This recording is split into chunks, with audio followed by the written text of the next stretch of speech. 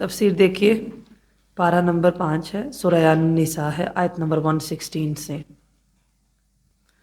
اعوذ باللہ من الشیطان الرجیم، ان اللہ لا یغفر ان یشرک بہ ویغفر ما دون ذلک لمن یشاء ومن یشرک باللہ فقد ضل ضلالا بعیدا۔ بے شک اللہ تعالیٰ اس بات کو نہیں بخشے گا کہ اس کا شریک بنایا جائے، اور بخش دے گا جو اس کے علاوہ ہے جسے چاہے گا، اور جو اللہ کے ساتھ شریک بنائے تو یقیناً وہ بھٹک گیا بہت دور بھٹکنا۔ پیچھے ہم نے ایک مضمون پڑھا کہ جو رسول کی مخالفت کرتا ہے اور مومنوں کے راستے کے علاوہ کسی اور راستے کی پیروی کرتا ہے، ایسا وہی شخص ہو سکتا ہے جو اپنے کفر پر اصرار کرے اور دین اسلام قبول نہ کرے۔ اس آیت میں اللہ تعالیٰ نے اس کے کفر پر رہنے کو شرک قرار دیا ہے اور مزید وضاحت فرما دی ہے کہ اس کی بخشش کی کوئی صورت نہیں۔ ہاں، اگر کوئی شخص دین اسلام قبول کرے، اللہ کی توحید اور آپ صلی اللہ علیہ وسلم کی رسالت کی شہادت دے، اس کا عملی ثبوت دے، اور ایسے فعل سے بچا رہے جس سے آدمی ملت اسلام سے خارج ہو جاتا ہے، تو پھر کبیرہ گناہوں کا ارتکاب کر بیٹھے تو اللہ تعالیٰ کی مرضی ہے، چاہے تو ویسے ہی معاف کر دے یا سزا دے کر جنت میں داخل کر دے۔ مگر جو شخص اسلام ہی قبول نہ کرے یا اسلام لا کر ایسے اعمال کرے جیسے مرتد کرتا ہے، تو اس کے لیے اللہ تعالیٰ کے ہاں معافی نہیں، کیونکہ اسے معافی دینے کا مقصد باغی اور غدار کو معافی دینا ہے جو اپنی بغاوت پر قائم ہو۔ بغاوت تو چھوٹی سے چھوٹی بھی ہو، کوئی بادشاہ برداشت نہیں کرتا۔ یہ معلوم ہوا کہ ابدی جہنمی صرف کفار اور مشرکین ہوں گے، مسلمان گناہگار ہمیشہ جہنم میں نہیں رہیں گے۔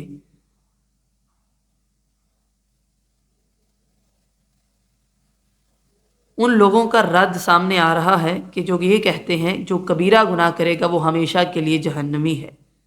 نہیں، کفار اور مشرکین ہمیشہ کے لیے جہنم میں رہیں گے۔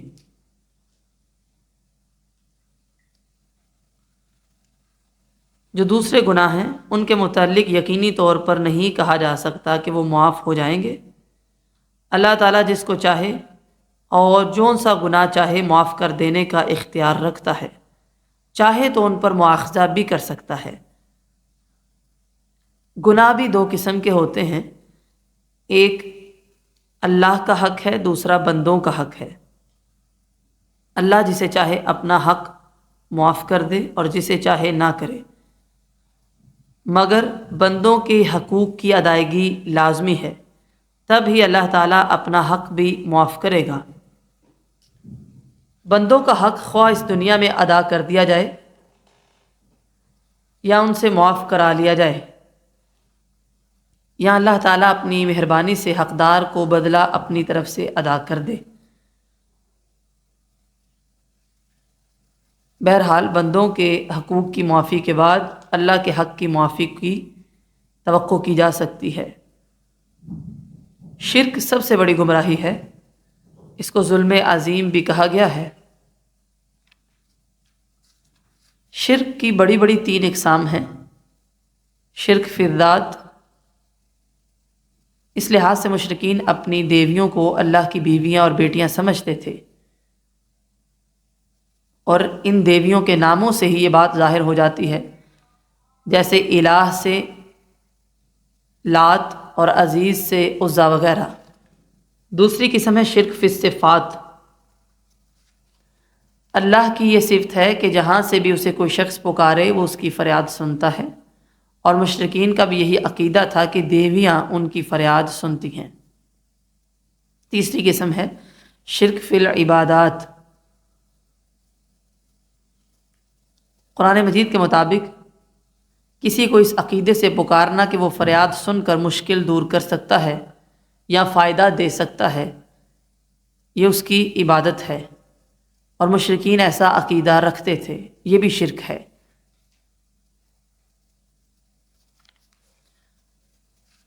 لہٰذا جو اللہ کے ساتھ شریک بنائے وہ بھٹک گیا ہے، بہت دور کا گمراہ ہونا۔ اسلام کے سوا جو دین بھی ہے وہ شرک ہے۔ إِن يَدْعُونَ مِن دُونِهِ إِلَّا إِنَاثًا وَإِن يَدْعُونَ إِلَّا شَيْطَانًا مَرِيدًا، وہ اس کے سوا نہیں پکارتے مگر مؤنثوں کو، اور نہیں پکارتے مگر سرکش شیطان کو۔ لعنہ اللہ وقال لأتخذن من عبادك نصیبا مفروضا، جس پر اللہ نے لعنت کی اور جس نے کہا کہ میں ہر صورت تیرے بندوں سے ایک مقرر حصہ ضرور لوں گا۔ اناثن انثا کی جمع ہے یعنی مؤنث، ان سے مراد یا تو بت ہیں جن کے اکثر نام لات، منات، عزا وغیرہ مؤنث تھے۔ اسی طرح یونانیوں نے اور ہندوؤں نے بھی عبادت کے لیے دیویاں بنا رکھی ہیں۔ مسلمانوں نے بھی ان کی دیکھا دیکھی ایسی ہستیوں میں ایسے اوصاف مشہور کر رکھے ہیں جیسے وہ اللہ تعالیٰ کی بہت محبوب ہیں یا پہنچے ہوئے ہیں۔ بعض ایسے لوگ آپ کو نظر آتے ہیں جو اپنی وضع قطع عورتوں والی بنا کر رکھتے ہیں، چوڑیاں پہنتے ہیں، زیور پہنتے ہیں، لوگ سمجھتے ہیں یہ اللہ کے بڑے قریب ہیں، ان کی دعا لگ جاتی ہے۔ حالانکہ رسول اللہ صلی اللہ علیہ وسلم نے اس مرد پر لعنت فرمائی جو عورت جیسا لباس پہنے اور اس عورت پر جو مرد جیسا لباس پہنے، صحیح ابن حبان کی روایت ہے۔ اس آیت میں اللہ تعالیٰ نے شرک کی وضاحت کی ہے کہ شرک کیا ہے، اللہ کے سوا کسی دوسرے کو پکارنا، کیونکہ عبادت میں اصل ہے ہی پکارنا۔ الدعاء هو العبادہ، پکارنا ہی تو عبادت ہے، ترمذی کی روایت ہے۔ جو شخص بھی غیبی مدد کے لیے کسی کو اللہ کے سوا پکارتا ہے یہ عبادت ہے اور وہ شرک کر رہا ہے،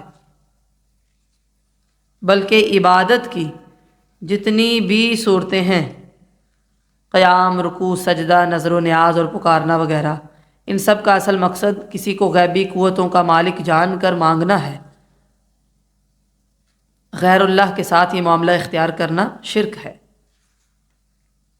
وَإِن يَدْعُونَ إِلَّا شَيْطَانًا مَرِيدًا، اس سے مراد کیا ہے؟ بتوں، فرشتوں، دیوی دیوتاؤں اور دوسری ہستیوں کی عبادت کرنے والے اپنے خیال میں جس کی بھی عبادت کرتے رہیں، حقیقت میں وہ شیطان کی عبادت کرتے ہیں، کیونکہ شیطان انہیں اللہ کے دروازے سے ہٹا کر دوسروں کے آستانوں پر جھکاتا ہے۔ جن کی وہ پوجا کرتے ہیں ان کو تو یہ بھی معلوم نہیں کہ یہ ہمیں پکار رہے ہیں۔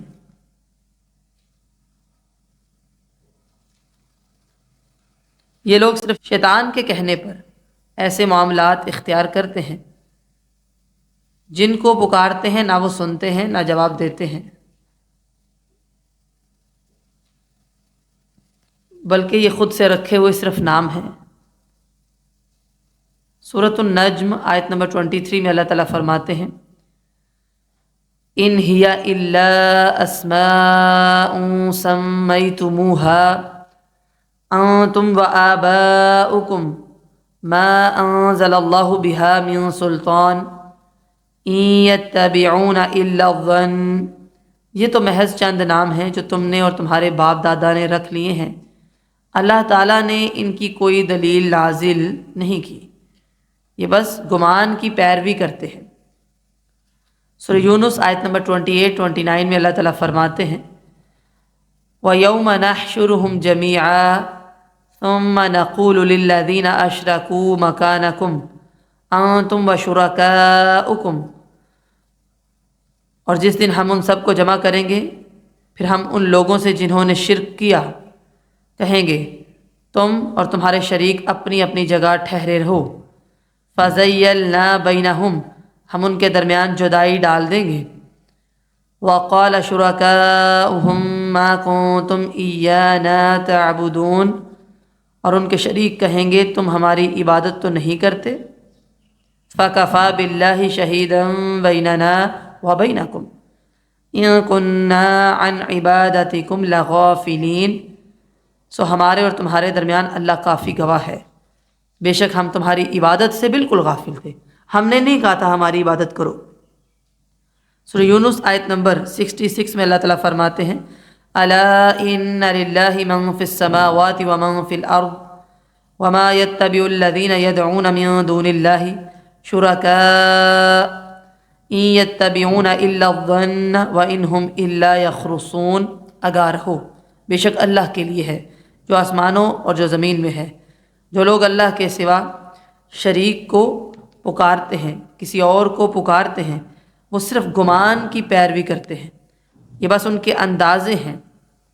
سورۃ الاحقاف آیت نمبر 5 اور 6 میں اللہ تعالیٰ فرماتے ہیں وَمَنْ أَضَلُّ مِمَّنْ يَدْعُو مِن دُونِ اللَّهِ مَنْ لَا يَسْتَجِيبُ لَهُ إِلَى يَوْمِ الْقِيَامَةِ وَهُمْ عَنْ دُعَائِهِمْ غَافِلُونَ. اور اس شخص سے زیادہ گمراہ کون ہے جو اللہ کے سوا پکارتا ہے، جو اسے قیامت تک جواب نہیں دے سکتا جبکہ وہ ان کی پکار سے غافل ہیں. وَإِذَا حُشِرَ النَّاسُ كَانُوا لَهُمْ أَعْدَاءً وَكَانُوا بِعِبَادَتِهِمْ كَافِرِينَ، اور جب لوگ اکٹھے کیے جائیں گے تو وہ ان کے دشمن ہوں گے اور وہ ان کی عبادت کے منکر ہوں گے. لہٰذا اللہ تعالیٰ کے علاوہ کسی اور کو پکارنا در حقیقت یہ شیطان کی ہی عبادت ہے. شیطان اسی طرح انسانوں کو گمراہ کرتا ہے. جس پر اللہ نے لعنت کی ہے اور جس نے کہا کہ میں ہر صورت تیرے بندوں سے ایک حصہ مقرر کر کے اپنے ساتھ جہنم میں لے کر جاؤں گا، یعنی ایک گروہ کو اپنی راہ پر ڈال لوں گا، وہ اپنے مال میں میرا حصہ ضرور رکھیں گے، جیسے بتوں اور قبروں کے نام کی نظر و نیاز نکالی جاتی ہے. جتنے گمراہ دوزخی ہیں سب شیطان کے حصے میں شامل ہیں.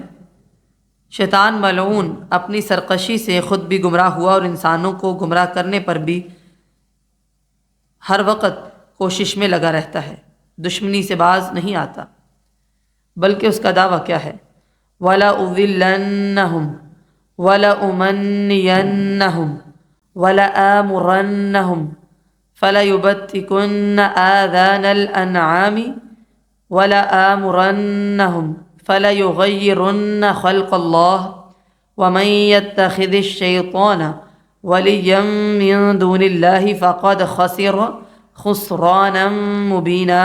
اور یقیناً میں انہیں ضرور گمراہ کروں گا، میں انہیں ضرور آرزوئیں دلاؤں گا، میں انہیں ضرور حکم دوں گا. وَلَآمُرَنَّهُمْ، ضرور بے ضرور حکم دوں گا، یقیناً وہ جانوروں کے کان کاٹیں گے، یعنی ان کو نظر و نیاز کے لیے پیش کرنے کے لیے ان کے کان کاٹ دیں گے تاکہ معلوم ہو جائے یہ فلاں کے نام کا ہے. اور یقیناً میں انہیں ضرور حکم دوں گا، تو یقیناً وہ ضرور اللہ کی پیدا کی ہوئی صورت بدلیں گے. اور جو کوئی شیطان کو اللہ کے سوا دوست بنائے یقیناً اس نے واضح خسارہ اٹھا لیا ہے. وَلَأُمَنِّيَنَّهُمْ، یہ وہ باطل امیدیں ہیں جو شیطان انسان کے دل میں پیدا کرتا ہے. مثلا گناہ کر لو، اللہ تعالیٰ غفور الرحیم ہے، ایمان تو بس دل میں ہونا چاہیے، نماز پڑھنے کی کیا ضرورت ہے، یہ جلدی کیا ہے، مرتے وقت توبہ کر لینا، یا جن کو تم نظر و نیاز پیش کرتے ہو وہ تمہاری بخشش کروا دیں گے، ان کا دامن تھام لینا. اس قسم کے تمام خیالات شیطان کی طرف سے ہیں. فَلَيُبَتِّكُنَّ، یعنی قطع کرنا، غیر اللہ کے نام پر جانوروں کے کان کاٹ کر ان پر سواری کرنا حرام سمجھنا، یہ خاص فلاں کے لیے یہ جانور.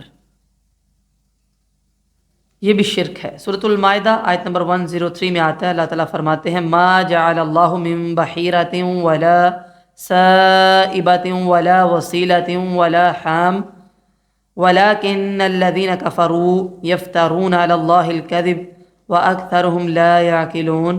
اللہ نے نہ تو بحیرہ کچھ بنایا ہے، نہ سائبہ بنایا ہے، نہ وسیلہ، نہ حام۔ یہ انہوں نے اپنی مرضی سے جانور ہر بت کے لیے رکھ دیے تھے کہ یہ فلاں بت کے نام پر ہیں، ان پر سواری نہیں کرنی، ان کا دودھ نہیں لینا۔ تو اللہ تعالیٰ فرما رہے ہیں میں نے تو کسی جانور کو ایسا نہیں بنایا۔ یہ کافر اللہ پر جھوٹ باندھتے ہیں، اکثر عقل نہیں رکھتے۔ تو شیطان نے اپنے فریب کی کئی صورتیں اختیار کی ہیں۔ سب سے پہلے گمراہ کروں گا، پھر جھوٹی آرزوئیں دلاؤں گا جن کا شریعت میں کوئی ثبوت نہ ہو، جیسے یہودیوں کا عقیدہ ہے کہ ہمیں آگ نہیں چھوئے گی، یا پھر چند دن ہم صرف آگ میں رہیں گے۔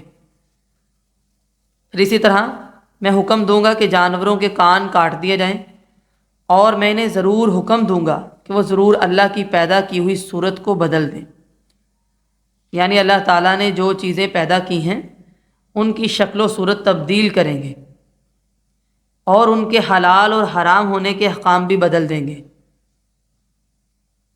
اس میں رہبانیت بھی آ جاتی ہے کہ دنیا میں اپنی ذمہ داریوں سے فرار اختیار کر کے جنگلات میں چلے جانا۔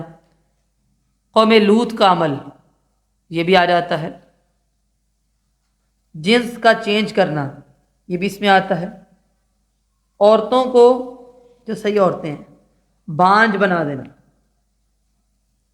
برتھ کنٹرول کے نام پر بچوں کی پیدائش کو بند کر دینا، رکاوٹیں ڈالنا، عورتوں کو گھروں سے نکال کر ان کی جو فطری جتنی ضروریات ہیں، فرائض ہیں، حقوق ہیں، ان سے الگ کر کے مردوں کی صف میں کھڑا کرنا، عورت کو ملک کا سربراہ بنانا، خوبصورتی کے لیے اللہ کی بنائی ہوئی تخلیق کو بدلنا، جیسے بویں ہیں ان کے بال اکھاڑنا، جلد میں نقش و نگار بنانا، دانت باریک کروانا، سر پر مصنوعی بال لگوانا، مردوں کا داڑھی منڈوانا، عورتوں کا لباس چھوٹا کر دینا، یہ سب شیطانی کام ہے اور اللہ تعالیٰ کی لعنت کا موجب ہے۔ حضرت عبداللہ ابن مسعود نے فرمایا اللہ تعالیٰ نے لعنت کی ہے گودنے والیوں اور گدوانے والیوں پر، چہرے کے بال صاف کرنے والیوں اور کروانے والیوں پر، حسن کے لیے دانتوں میں فاصلہ کروانے والیوں پر، جو اللہ کی پیدائش کو، تخلیق کو بدلتی ہیں۔ پھر فرمایا میں اس پر لعنت کیوں نہ کروں جس پر اللہ کے رسول نے لعنت کی ہے، اور وہ اللہ کی کتاب میں ہے۔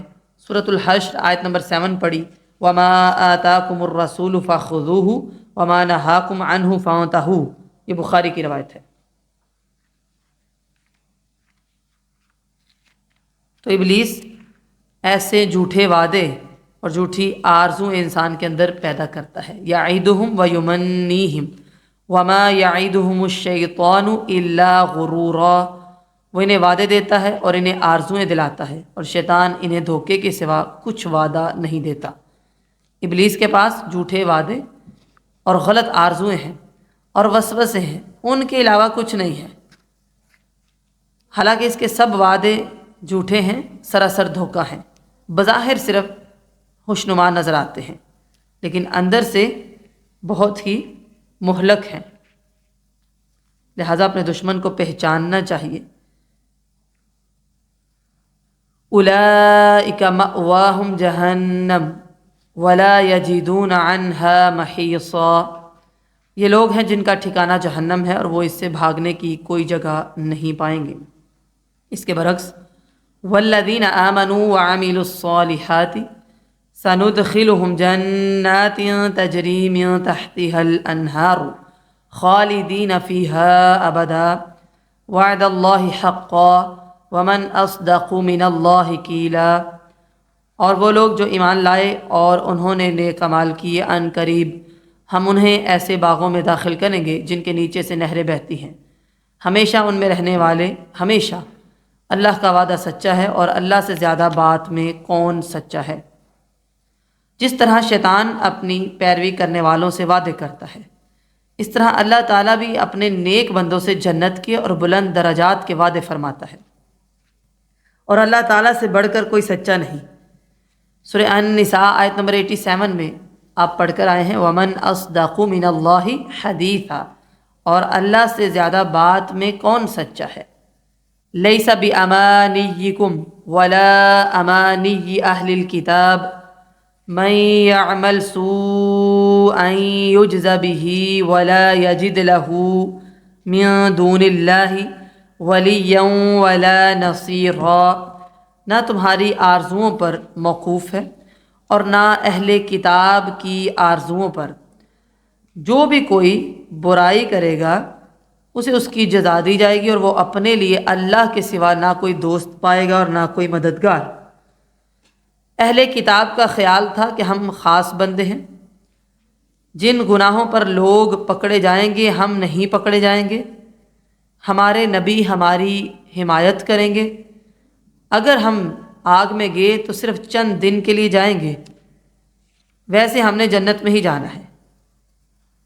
سورۃ البقرہ آیت نمبر 111 میں اللہ تعالیٰ فرماتے ہیں، وَقَالُوا لَن يَدْخُلَ الْجَنَّةَ إِلَّا مَن كَانَ هُودًا أَوْ نَصَارَىٰ تِلْكَ أَمَانِيُّهُمْ قُلْ هَاتُوا بُرْهَانَكُمْ إِن كُنتُمْ صَادِقِينَ، اور کہتے ہیں کہ یہودیوں اور عیسائیوں کے سوا کوئی جنت میں نہیں جائے گا، یہ ان کے اپنے باطل خیالات ہیں، کہہ دیجیے اگر تم سچے ہو تو دلیل پیش کرو۔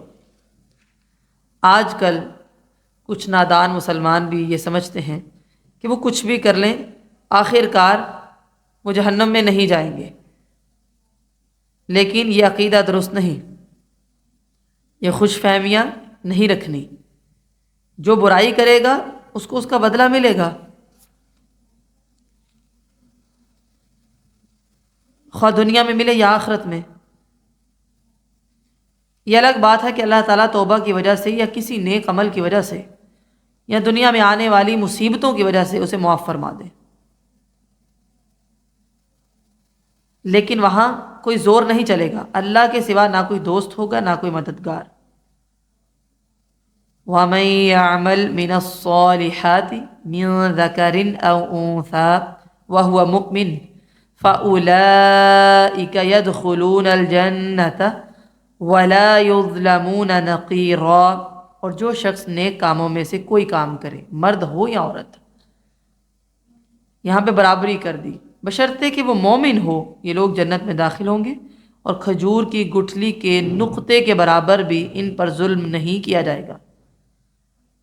نقیرا اس چھوٹے سے گھڑے کو کہتے ہیں جو کھجور کی گٹھلی کی پشت پر ہوتا ہے، یعنی مرد ہو یا عورت اگر ایمان اور عمل صالح موجود ہے تو جنت میں جائیں گے، اور ان پر تھوڑے سے تھوڑا ظلم بھی نہیں کیا جائے گا۔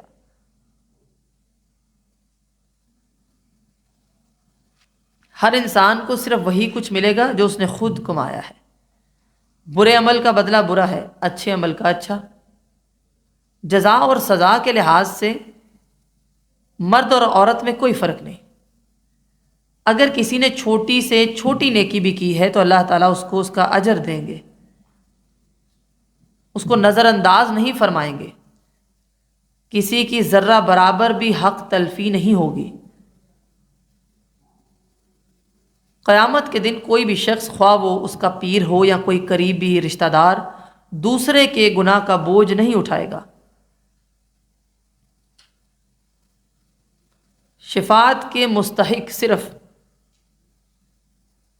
وہ لوگ ہوں گے جو توحید پرست ہوں گے، وہ بھی شرائط کے ساتھ کہ اللہ تعالیٰ جس کے حق میں خود سفارش چاہے گا اس کے حق میں کی جا سکے گی، اور جس شخص کو اجازت دے گا وہ کر سکے گا۔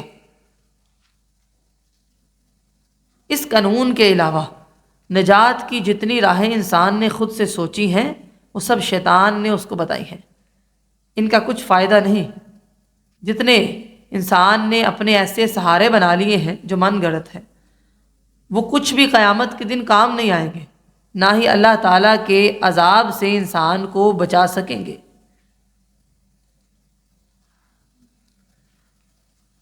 اصل عقیدہ یہ رکھنا ہے کہ عمل کرنے کی ضرورت ہے، تیاری کرنی ہے۔ وَمَنْ أَحْسَنُ دِينًا مِّمَّنْ أَسْلَمَ وَجْهَهُ لِلَّهِ وَهُوَ مُحْسِنٌ وَاتَّبَعَ مِلَّةَ إِبْرَاهِيمَ حَنِيفًا وَاتَّخَذَ اللَّهُ إِبْرَاهِيمَ خَلِيلًا، اور دین کے لحاظ سے اس سے بہتر کون ہے جس نے اپنا چہرہ اللہ کے لیے تابع کر دیا جبکہ وہ نیکی کرنے والا ہو، اور اس نے ابراہیم علیہ السلام کی ملت کی پیروی کی جو ایک اللہ کی طرف ہو جانے والا تھا، اور اللہ نے ابراہیم علیہ السلام کو خاص دوست بنا لیا۔ اب اس آیت کریمہ میں اللہ تعالیٰ نے اعمال کی قبولیت کی شرطیں بیان کی ہیں۔ نمبر 1، اپنا چہرہ اللہ تعالیٰ کے تابع کرنا ہے۔ دوسرا، محسن بننا ہے، احسان کی حد تک نیکیاں کرنی ہیں۔ تیسرا، ملت ابراہیم کی پیروی کرنی ہے جو کہ حنیف تھے۔ چہرہ تابع کرنے کا مطلب یہ ہے کہ اپنے آپ کو مکمل طور پر اللہ کے سپرد کر دیا، اپنی مرضی ختم، اب اللہ کی مرضی چلے گی، یہ ایمان ہے۔ محسن ہونے کا مطلب یہ ہے ہر عمل خالصتاً اللہ کی رضا کے لیے کرنا ہے۔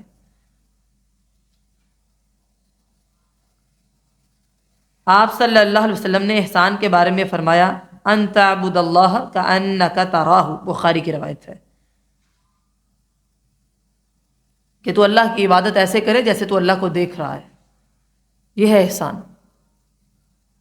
اور ملت ابراہیم کی پیروی کا مطلب یہ ہے کہ نبی کریم علیہ السلام کا پوری طرح فرما بردار ہو جائے، کیونکہ اب قیامت تک ملت ابراہیم پر قائم صرف امت مسلمہ ہے، جیسا کہ اللہ تعالیٰ نے سورہ آل عمران آیت نمبر 68 میں فرمایا ان اول الناس بابراہیم للذین اتبعوہ وہذا النبی والذین آمنوا، بے شک سب لوگوں سے ابراہیم علیہ السلام کے قریب وہی لوگ ہیں جنہوں نے ان کی پیروی کی، اور یہ نبی اور وہ لوگ جو ایمان لائے۔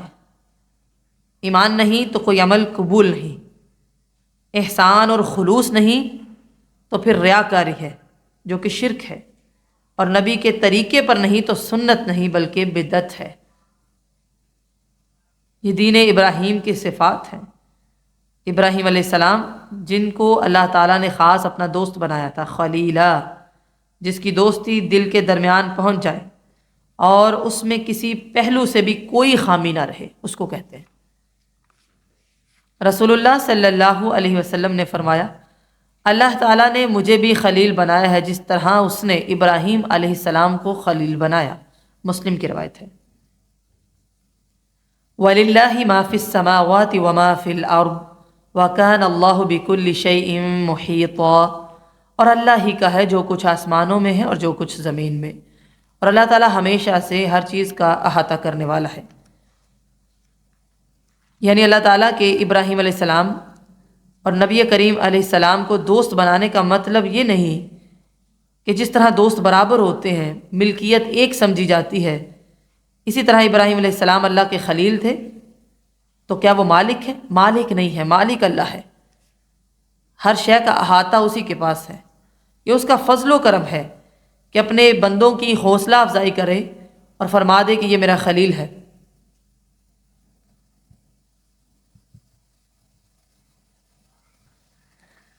وَيَسْتَفْتُونَكَ فِي النِّسَاءِ قُلِ اللَّهُ يُفْتِيكُمْ فِيهِنَّ وَمَا يُتْلَى عَلَيْكُمْ فِي الْكِتَابِ فِي يَتَامَى النِّسَاءِ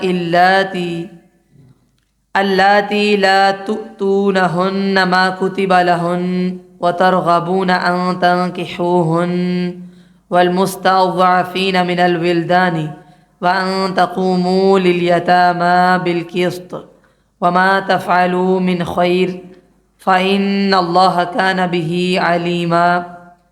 اور وہ آپ سے عورتوں کے بارے میں فتویٰ پوچھتے ہیں، کہہ دیجئے اللہ تعالیٰ تمہیں ان کے بارے میں فتویٰ دیتا ہے، اور جو کچھ تم پر کتاب میں پڑھا جاتا ہے وہ ان یتیم عورتوں کے بارے میں ہے جنہیں تم وہ نہیں دیتے جو ان کے لیے فرض کیا گیا ہے، اور رغبت رکھتے ہو کہ ان سے نکاح کر لو، اور نہایت کمزور بچوں کے بارے میں ہے، اور اس بارے میں ہے کہ یتیموں کے لیے انصاف پر قائم رہو، اور تم جو بھی نیکی کرو سو بے شک اللہ تعالیٰ ہمیشہ سے اسے خوب جاننے والا ہے۔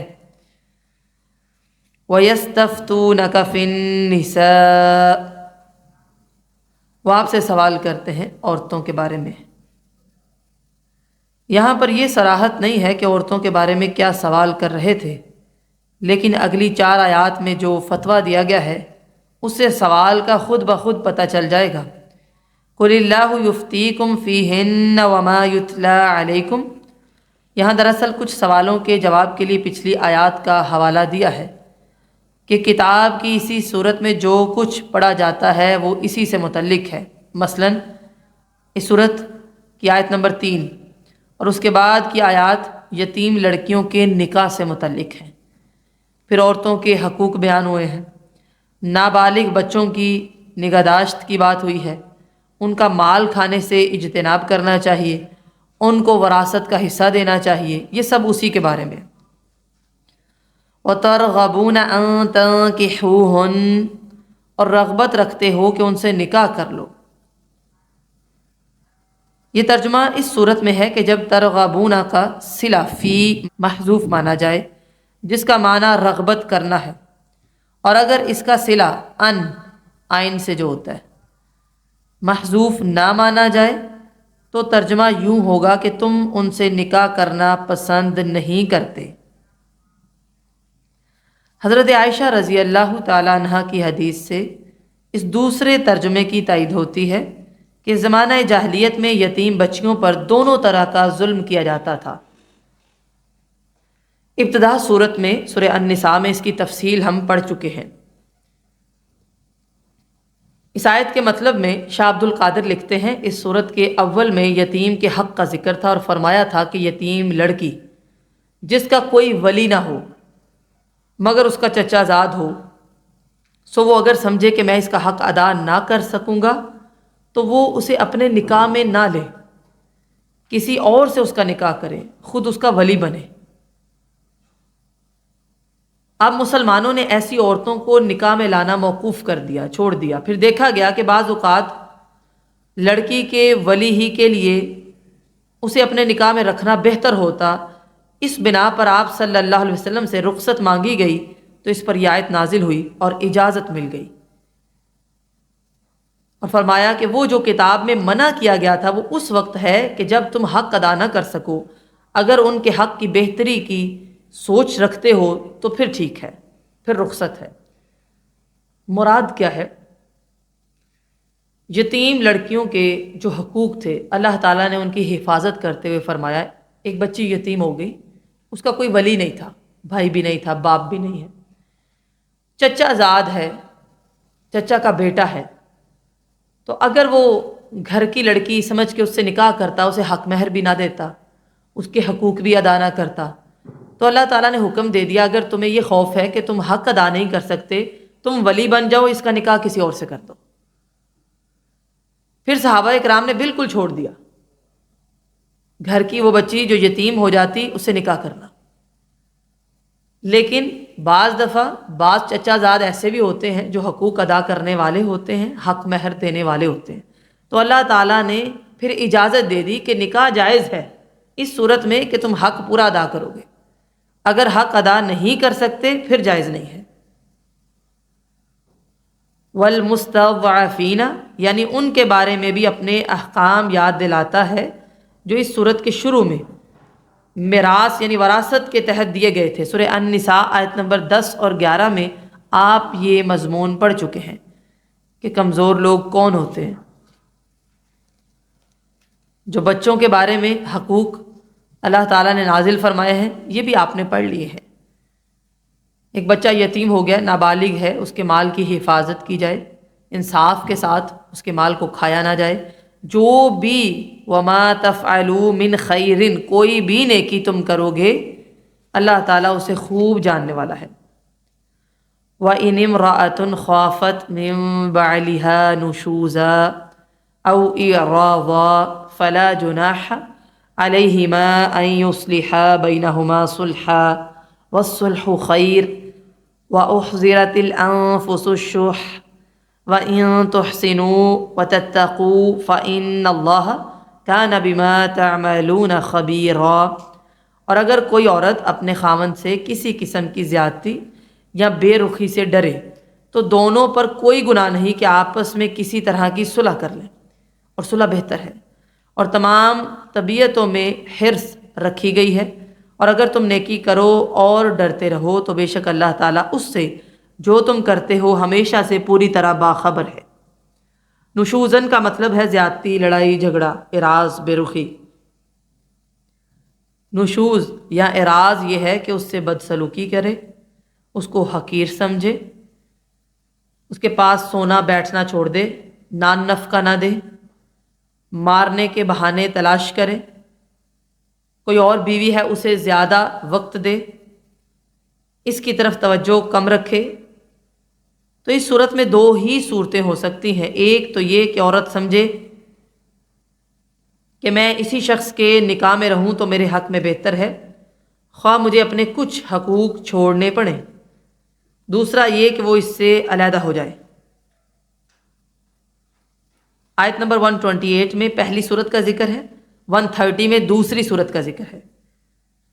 ان یصلح بینہما صلحا، صلحن کی تنکیر جو ہے اس سے مراد کیا ہے؟ کسی طرح کی صلح۔ اس سے معلوم ہوتا ہے کہ میاں بیوی آپس میں کسی طریقے سے بھی صلح کر لیں تو ان پر کوئی گناہ نہیں۔ حضرت عائشہ بیان کرتی ہیں کسی مرد کے پاس کوئی عورت ہوتی اور اب وہ اسے مزید نہ رکھنا چاہتا اور طلاق دینے کا ارادہ کرتا تو وہ عورت کہہ دیتی کہ مجھے طلاق نہ دے، اپنے نکاح میں رہنے دے، میں اپنی باری کے بارے میں تمہیں اجازت دیتی ہوں کہ تو جس بیوی کے پاس چاہے رہے۔ چنانچہ یہ آیت اس سلسلے میں نازل ہوئی، بخاری کی روایت ہے۔ حضرت عبداللہ ابن عباس بیان کرتے ہیں کہ حضرت سودا کو اندیشہ ہوا کہ آپ صلی اللہ علیہ وسلم انہیں طلاق دے دیں گے، تو انہوں نے عرض کی کہ اللہ کے رسول، میری باری کا دن آپ حضرت عائشہ کو دے دیں مگر مجھے طلاق نہ دیں، اور پھر آپ صلی اللہ علیہ وسلم نے اسی طرح کیا۔ اس پر یہ آیت نازل ہوئی، ترمذی کی روایت ہے۔ جب حضرت سودا عمر رسیدہ ہو گئی تو انہوں نے اپنا دن حضرت عائشہ کو دے دیا، یہ بخاری میں آتا ہے۔ وَالصُّلْحُ خیر، یعنی صلح ہر حال میں بہتر ہے، کیونکہ شیطان اپنے قرندوں میں سے اس قرندے کو اپنے قریب کر کے شاباش دیتا ہے جو میاں بیوی کے درمیان علیحدگی کروا دے، یہ مسلم کی روایت ہے۔ وَأُحْضِرَتِ الْأَنفُسُ الشُّحَّ، الشُّحَّ کا معنی ہے بخل، کنجوسی، جس کے ساتھ حرص بھی ہو، یعنی انسان کا بخل اور لالچ تو فطری امر ہے۔ مرد کا شح یہ ہے کہ عورت سے فائدہ اٹھائے مگر اس کے پورے حقوق ادا نہ کرے، اور عورت کا شح یہ ہے کہ مہر اور نان و نفقہ تو پورا وصول کرے مگر حقوق ادا کرنے میں کوتاہی کرے۔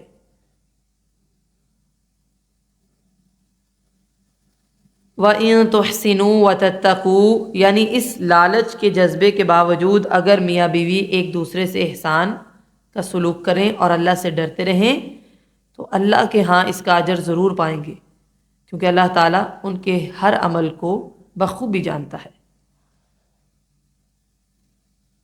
وَلَن تَسْتَطِيعُوا أَن تَعْدِلُوا بَيْنَ النِّسَاءِ وَلَوْ حَرَصْتُمْ فَلَا تَمِيلُوا كُلَّ الْمَيْلِ فَتَذَرُوهَا كَالْمُعَلَّقَةِ وَإِن تُصْلِحُوا وَتَتَّقُوا فَإِنَّ اللَّهَ كَانَ غَفُورًا رَحِيمًا، اور تم ہرگز نہ کر سکو گے کہ عورتوں کے درمیان برابری کرو، خواہ تم حرص بھی کرو، لیکن مت جھک جاؤ ایک کی طرف مکمل جھک جانا کہ دوسری کو تم لٹکا دو۔ اگر تم اصلاح کرو، ڈرو، تو بے شک اللہ تعالیٰ بخشنے والا مہربان ہے۔ یعنی دو یا دو سے زیادہ بیویوں کے درمیان ہر لحاظ سے پوری مساوات برتنا انسانی طاقت سے باہر ہے، کیونکہ عورتوں میں اپنی طبیعتوں، اخلاق، عادات، حسن، عمر وغیرہ میں ایک دوسری سے فرق ہوتا ہے۔ ایسی صورت میں اگر مرد کا میلان یعنی دلی میلان ایک کی طرف زیادہ اور دوسری کی طرف کم ہو جائے تو یہ فطری امر ہے جس پر چاہ کر بھی وہ قابو نہیں پا سکتا۔ لہٰذا قرآن مجید نے اس بات پر زور دیا کہ ایک سے زیادہ بیویاں ہونے کی صورت میں ایک کی طرف اس طرح جھک جانا کہ دوسری لٹکی ہوئی رہ جائے، یہ غلط ہے، کہ گویا اس کا شوہر ہے ہی نہیں، اور نہ وہ غیر شادی شدہ ہے کہ کہیں اور نکاح کر لے، تو یہ حرام ہے۔ ظاہری جتنے حقوق ہیں ان میں عورتوں سے مساوی سلوک کیا جائے، دل کے ملان پر گرفت نہیں ہے۔ اس لیے آپ صلی اللہ علیہ وسلم فرمایا کرتے تھے، ابو داود کی حدیث ہے کہ اللہ یہ میری بیویوں کے درمیان اس چیز کی تقسیم ہے جس کا میں اختیار رکھتا ہوں، یعنی کھانا پینا، کپڑا، سونا، بیٹھنا وغیرہ، لہٰذا تو مجھے اس چیز پر ملامت نہ فرما جس کا میں اختیار نہیں رکھتا، یعنی دلی میلان کا ہونا، دل کا مائل ہو جانا۔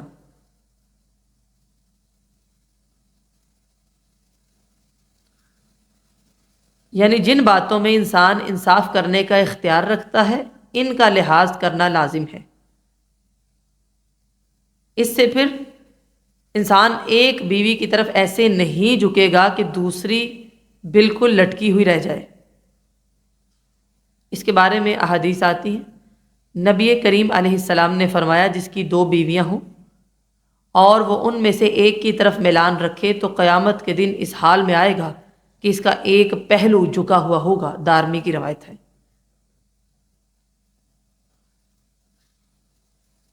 بخاری میں آتا ہے، حضرت عائشہ صدیقہ فرماتی ہیں کہ آپ صلی اللہ علیہ وسلم کا یہ دستور تھا کہ عصر کے بعد آپ صلی اللہ علیہ وسلم اپنی تمام بیویوں کے ہاں جایا کرتے تھے۔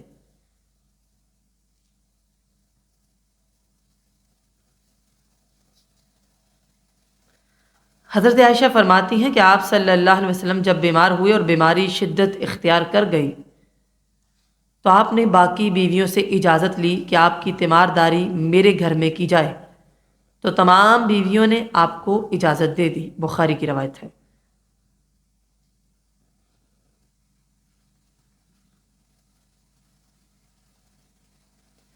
وَإِن يَتَفَرَّقَا يُغْنِ اللَّهُ كُلًّا مِّن سَعَتِهِ وَكَانَ اللَّهُ وَاسِعًا حَكِيمًا، اور اگر وہ دونوں ایک دوسرے سے جدا ہو جائیں تو اللہ تعالیٰ ہر ایک کو اپنی وسعت سے غنی کر دے گا، کیونکہ اللہ تعالیٰ ہمیشہ سے وسعت والا، کمال حکمت والا ہے۔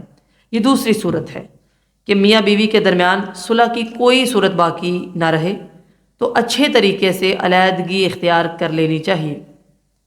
اللہ تعالیٰ دونوں کو اپنے فضل سے غنی کرے گا۔ مرد کو دوسری بیوی مل جائے گی جو اسے پسند ہو، اور عورت کو دوسرا شوہر مل جائے گا جو اس کا خیال کرے اور اس کی ضرورتوں کا خیال رکھے۔ اس سے اسلام کے احکام کی حکمت، وسعت اور رحمت کا اندازہ ہوتا ہے۔ بعض مذاہب میں طلاق کو حرام قرار دیا گیا ہے کہ ایک دفعہ جب نکاح ہو جائے، کچھ بھی ہو جائے، زندگی جہنم ہو جائے، لیکن طلاق نہیں ہو سکتی۔ لیکن اسلام نے یہ تعلیم دی کہ جب تعلق روگ بن جائے تو اس کا ٹوٹنا ہی اچھا ہے۔ اسلام نے دونوں کے لیے علیحدگی کا راستہ رکھا ہے جس کے ذریعے سے وہ نئی زندگی شروع کر کے امن کے ساتھ زندگی گزار سکتے ہیں۔ وَكَانَ اللَّهُ وَاسِعًا حَكِيمًا، یعنی کوئی یہ نہ سمجھے کہ کسی کا رزق میرے ہاتھ میں ہے، میں نہیں دوں گا تو یہ تو بھوکا مر جائے گا۔ اللہ تعالیٰ رازق مطلق ہے اور اس کے انتظامات انسانی سمجھ سے بالا تر ہیں۔ جس طرح اس نے ملاپ میں حکمت رکھی ہے، جدائی میں بھی حکمت رکھی ہے۔ اگر نباہ کی، حسن معاشرت کی کوئی صورت نظر نہ آ رہی ہو، اسلام اس بات پر مجبور نہیں کرتا کہ ایک ہی گھرانہ بن کے رہنا ہے، تو بہتر یہ ہوگا کہ ایک دوسرے سے الگ ہو جائیں، خواہ مرد طلاق دے دے یا عورت خلا لے لے، دونوں کا مالک اللہ ہے، دونوں کے لیے سامان پیدا فرما دے گا۔ اور کئی مرتبہ تجربات سے یہ بات واضح ہوئی ہے کہ 2 میاں بیوی کا آپس میں نباہ نہیں ہوتا، الگ ہوتے ہیں، دوبارہ سے نکاح ہوتے ہیں کہیں اور، ان کا نباہ ہو جاتا ہے۔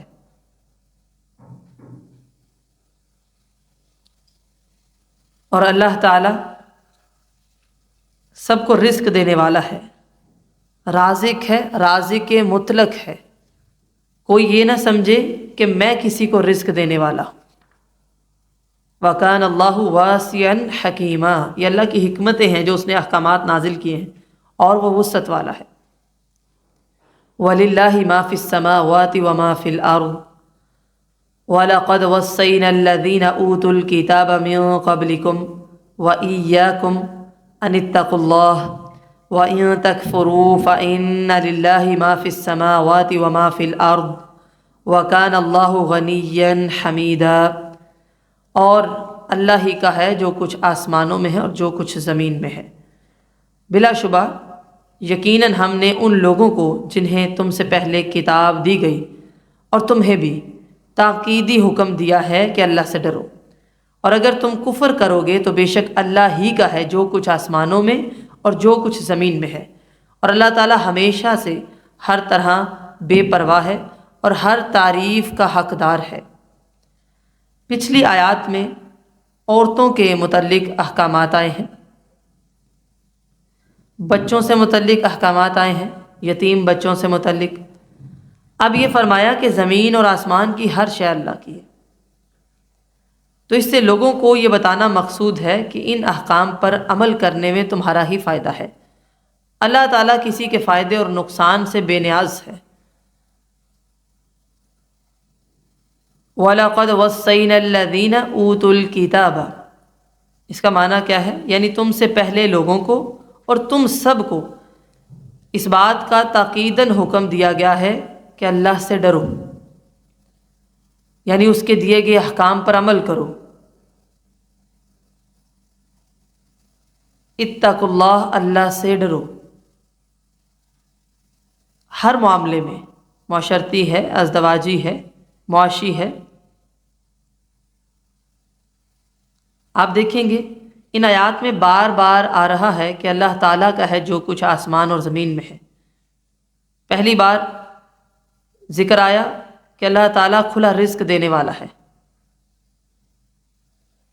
کہ علیحدگی کی صورت میں اللہ تعالیٰ دونوں کو غنی کر دے گا، کیونکہ جو کچھ بھی ہے اللہ کا ہے، جس طرح جسے چاہے دیتا ہے۔ دوسری دفعہ اللہ تعالیٰ کی بے پرواہی کا بیان ہے کہ وہ بے نیاز ہے، تم کفر کرو، منکر بنو، وہ بے پرواہ ہے، سب اسی کا ہے۔ اور تیسری بار آئے گا کہ اللہ تعالیٰ کار ساز ہے، اگر تم تقوی اختیار کرو گے تو وہ تمہارے لیے وکیل ہے اور وہ کافی ہے وکیل۔ یہ 3 دفعہ استعمال ہوا ہے، للہ ما فی السماوات وما فی الارض، اللہ تعالیٰ کی مختلف صفات کے ساتھ انسان کا توکل مضبوط کیا گیا ہے۔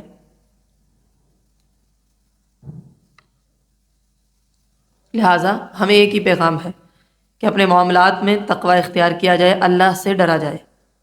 اس آیت کے آخر میں اللہ تعالیٰ نے فرمایا وَكَانَ اللَّهُ غَنِيًّا حَمِيدًا، اور اللہ تعالیٰ ہمیشہ سے ہر طرح سے بے پرواہ ہے اور ہر تعریف کا حقدار ہے۔ وَلِلَّهِ مَا فِي السَّمَاوَاتِ وَمَا فِي الْأَرْضِ وَكَفَى بِاللَّهِ وَكِيلًا، یہ تیسری بار یہ مضمون آیا ہے، اور اللہ ہی کا ہے جو کچھ آسمانوں میں ہے اور جو کچھ زمین میں ہے، اور اللہ تعالیٰ بطور وکیل کافی ہے۔ إِن يَشَأْ يُذْهِبْكُمْ أَيُّهَا النَّاسُ وَيَأْتِ بِآخَرِينَ وَكَانَ اللَّهُ عَلَى ذَلِكَ قَدِيرًا، اور اگر وہ چاہے تو تمہیں لے جائے اے لوگو، اس آیت کو آپ نے ہائی لائٹ کرنا ہے، اور کچھ دوسروں کو لے آئے۔ وَيَأْتِ بِآخَرِينَ، تمہاری جگہ کچھ اور لوگ آ جائیں گے۔ وَكَانَ اللَّهُ عَلَى ذَلِكَ قَدِيرًا، اللہ تعالیٰ اس بات پر قادر ہے۔ اگر تم تقوی اختیار نہ کرو تو مت بھولو کہ اس کی قدرت اتنی وسیع ہے کہ تم سب کو فنا کرے اور تمہاری جگہ اور لوگوں کو یہاں پر بسا دے۔ یہ ہم سب کے لیے پیغام ہے۔ اللہ تعالیٰ کی ایک تو بے نیازی کا علم ہوا۔ رسول اللہ صلی اللہ علیہ وسلم نے فرمایا کہ اللہ تعالیٰ فرماتا ہے اے میرے بندو، اگر تمہارے اگلے پچھلے انسان جن سب کے سب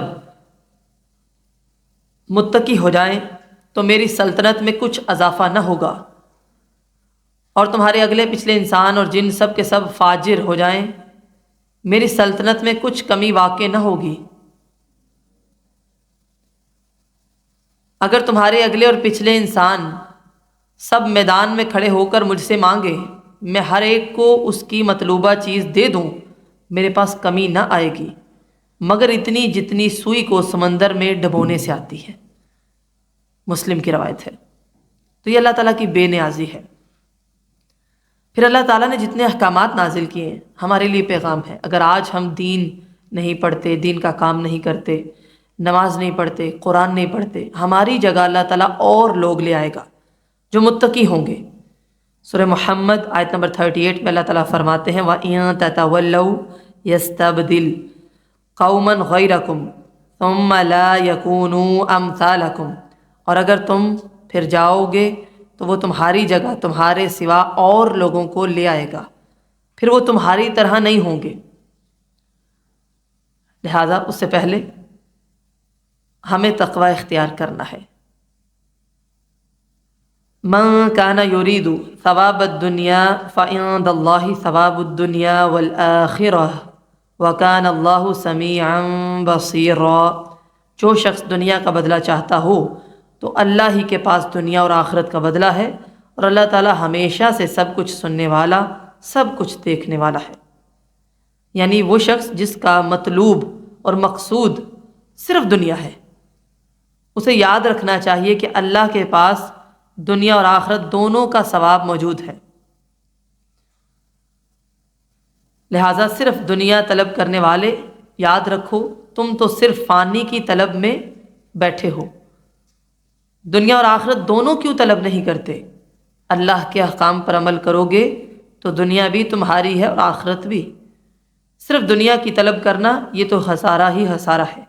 رہا یہ کہ تمہارا عمل دنیا کے لیے ہے یا آخرت کے لیے، تو اسے اللہ تعالیٰ خوب سنتا ہے اور خوب دیکھتا ہے۔ اللہ کے ہاں تو سب کچھ موجود ہے، ہر انسان کا اپنا اپنا ظرف ہے۔ اگر وہ دنیا کے فائدے ہی چاہتا ہے، دنیا میں ہی مگن ہو گیا ہے، تو اسے دنیا کے فائدے حاصل ہو جائیں گے، اور جو آخرت کی بھلائی چاہتا ہے اسے یقیناً آخرت کا اجر بھی ملے گا، اور اس کے علاوہ دنیا کے فائدوں میں سے بھی جو کچھ اس کے مقدر ہو چکا وہ اسے مل کر رہے گا۔ لہٰذا عقل مند انسان کا کام یہ ہے کہ وہ اپنی تمام تر توجہ آخرت کے اجر و ثواب کی طرف مبذول کروائے، تاکہ ہر وقت اس کی تمنا یہ ہو کہ اللہ تعالیٰ مجھ سے راضی ہو جائے اور آخرت میں میرے لیے اجر کا باعث ہو۔ اللہ تعالیٰ کہنے اور سننے سے زیادہ عمل کی توفیق عطا فرمائے۔ سبحانک اللہم و بحمدک نشہد ان لا الہ الا انت نستغفرک و نتوب الیک۔ والسلام علیکم ورحمۃ اللہ وبرکاتہ۔